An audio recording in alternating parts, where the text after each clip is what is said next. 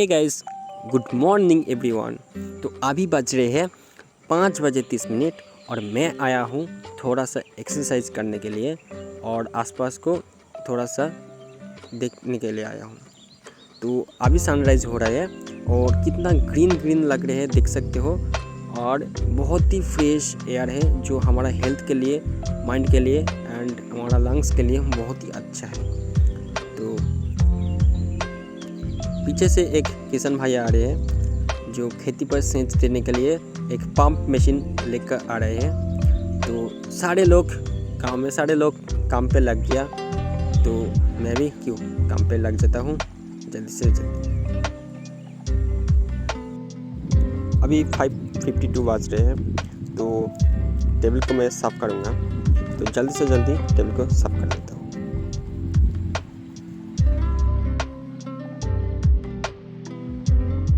Table को साफ़ करने के बाद मैं एनसीईआरटी उठा लूँगा और एनसीईआरटी को डिटेल्स में पढ़ूँगा, क्योंकि एनसीईआरटी को हर एक लाइन बहुत इम्पोर्टेंट होता है। तो मुझे एनसीईआरटी बहुत डिटेल से पढ़ना पड़ता है, वो सारे स्टूडेंट के लिए पढ़ना पड़ता है। और मैं एनसीईआरटी को साथ में राइटिंग पैड में लिख कर पढ़ता हूँ, क्योंकि कुछ टर्म ऐसा होता है जो सिर्फ याद करने में कुछ नहीं होता है, वो लिखना बहुत ज़रूरी होता है। तो हमेशा मैं पढ़ने के लिए मैं ये राइटिंग पैड यूज़ करता हूँ। ये बहुत ही अच्छा राइटिंग पैड है जो मुझे 237 रुपया लगा था, और मैं रिव्यू किया है एक शॉर्ट वीडियो पर। तो देख सकते हो मेरा चैनल में शॉर्ट वीडियो का रिव्यू है। तो मुझे हर एक लाइन बहुत इंपॉर्टेंट लगता है, और जो मोस्ट इम्पोर्टेंट होता है उसको मैं मार्कर से मार्क करता हूँ और डिटेल में पढ़ता हूँ। और एक चैप्टर हर रोज़ मैं सुबह उठकर मैं क्लियर से पढ़ता हूँ। हर रोज़ मैं बायोलॉजी नहीं पढ़ता हूँ, कभी कभी फिज़िक्स भी पढ़ता हूँ, केमिस्ट्री भी पढ़ता हूँ। तो आज मैंने बायोलॉजी को उठाया है, और बायोलॉजी को अच्छे से रीड करने के बाद मैं उठूँगा। तो ये चैप्टर कंप्लीट होने के मुझे बेस्ट थोड़ा सा ज़्यादा टाइम लग रहा है, बहुत ज़्यादा नहीं, थोड़ा सा, ठीक है। तो इसको मैं डिटेल से पढ़ रहा हूँ, तो इसलिए थोड़ा सा ज़्यादा लग रहा है। तो कोई बात नहीं, जितना भी लग जाए लगने दो। तुम्हारा पढ़ने को एफिशिएंसी बढ़ाओ और शॉर्टकट मत अप्लाई करो। अगर शॉर्टकट अप्लाई करोगे तो फंस जाओगे। तो जिसको नीट क्लियर नहीं हुआ वो शायद रिवीजन अच्छे से नहीं किया, प्रैक्टिस नहीं किया, शॉर्टकट अप्लाई किया, इसलिए उसका नीट क्लियर नहीं हुआ। तो लेक्चर देखने का कुछ नहीं होता है, लेक्चर देखना भी बहुत ज़रूरी होता है, लेकिन लेक्चर देखने के बाद असली खेल होता है जो रिवीजन करना पड़ता है। तो जो अच्छे से रिवीजन करता है और प्रैक्टिस करता है उसी का ही सिलेक्शन होता है, और बाकी सबको सिलेक्शन नहीं मिलता है। तो इस चैप्टर को मैं कम्प्लीटली पढ़ लिया और इसको रख लेता हूँ, और इसके बाद मैं क्लास करूँगा। कुछ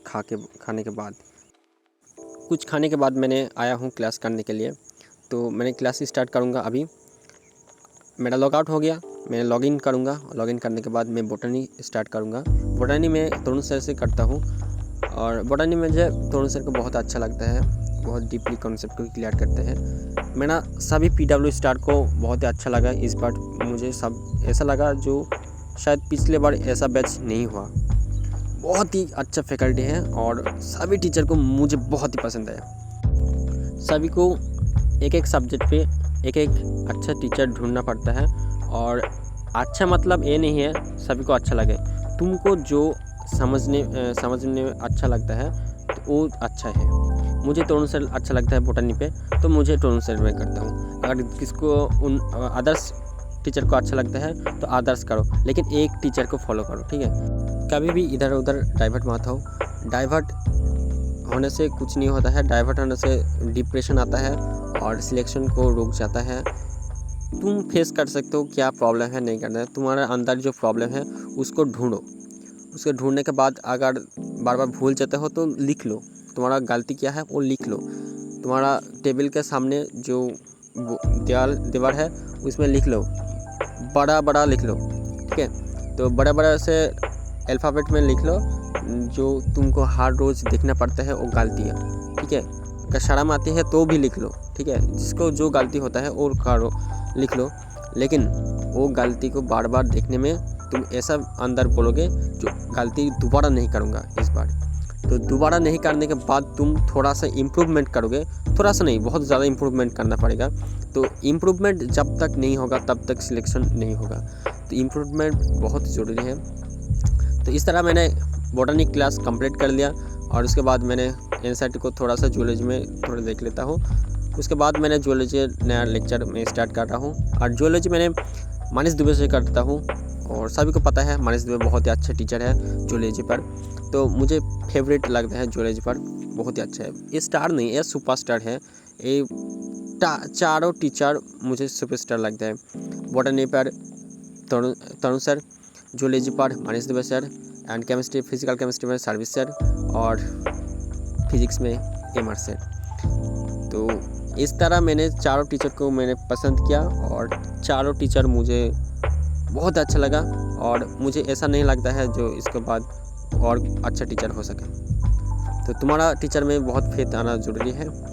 तो मैं भी लाइव करता हूँ 6 बजे से तक, कभी कभी मैं लाइव में नहीं आता हूँ क्योंकि मुझे और भी काम करना पड़ता है। और भी काम मतलब मैं टेबल के अलावा मैं कुछ जगह पर पढ़ लेता हूँ क्योंकि कभी कभी मैं बेड पे पढ़ता हूँ। तो बेड पे पढ़ने के बाद मैं वो स्टडी व्लॉग नहीं देखा पाता हूँ। तो मतलब ये नहीं है मैं लाइव नहीं कर रहा हूँ, व्लॉग नहीं कर रहा हूँ, मतलब ये मैं पढ़ नहीं रहा हूँ, ऐसा कुछ नहीं। मैं मोबाइल फ़ोन में पढ़ता हूँ, मैं चेयर में बैठकर धूप में पढ़ता हूँ। ठंडी का टाइम आया, विंटर सीज़न आया, तो विंटर सीज़न में मैं सुबह उठकर थोड़ा सा पढ़ने के बाद मैं चेयर लेकर धूप में बैठ जाता हूँ और धूप में राइटिंग पैड लेकर रिवीजन करता हूँ। राइटिंग पैड में थोड़ा सा मैं खुद लिख लेता हूँ जो मुझे आना चाहिए। तो इस तरह मैंने रिवीजन करता हूँ। रिवीजन मोस्ट इम्पॉर्टेंट है, हर बार मैं बोलूँगा, क्योंकि रिवीजन अच्छे से नहीं करेगा तो सिलेक्शन नहीं हो सकता है। तो मेरा टीचर ऐसा ही बोलता है जो रिवीजन बहुत इम्पोर्टेंट है। तो मैं टीचर को फॉलो करना चाहता हूँ और सभी स्टूडेंट को ही करना पड़ेगा, क्योंकि टीचर को फॉलो नहीं करोगे, टीचर को विश्वास नहीं करोगे तो किसको करेगा। तो हमारा रोल मॉडल अभी टीचर ही है। टीचर जिस पाथ में दिखाएगा उसी पाथ में हम लोग चलेगा और उसी पाथ में जाकर एक दिन मेडिकल कॉलेज में पहुँच जाऊँगा।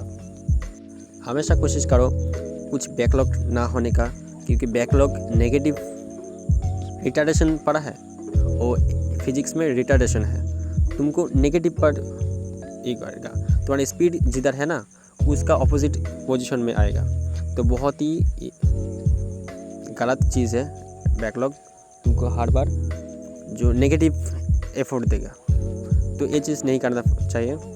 तो मैंने इस तरह करता हूँ और मेरा भी कुछ बैकलॉग है, बैकलॉग नहीं है ऐसा कुछ नहीं, लेकिन मैं बैकलॉग कवर कर रहा हूँ। तो अभी आया है हमारा फिजिकल केमिस्ट्री का सुपरस्टार सर्विस सर। तो सर्विस सर मुझे क्या क्या पता नहीं, लेकिन उसका पढ़ने का स्टाइल है, क्वेश्चन करने का स्टाइल बहुत ही अलग लेवल है।